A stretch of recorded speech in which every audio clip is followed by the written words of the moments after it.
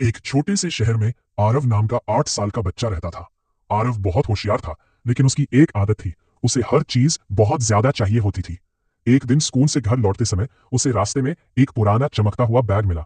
आरव ने बैग उठाया और जैसे ही उसने उसे खोला, अंदर से आवाज आई, जो तुम मेरे अंदर डालोगे मैं उसकी 10 गुना चीजें बाहर निकालूंगा। आरव की आंखें बड़ी हो गई। उसने सबसे पहले एक टॉफी बैग में डाली। कुछ ही सेकंड बाद धड़ाम, बैग से 10 टॉफियां बाहर गिर पड़ी।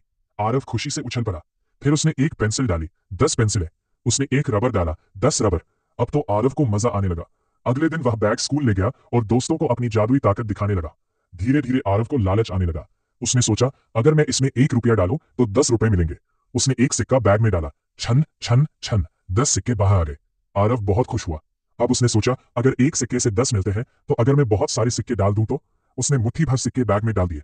अचानक बैग जोर जोर से हिलने लगा। धड़ाम धड़ाम धड़ाम, और देखते ही देखते कमरे में सिक्कों का पहाड़ बनने लगा।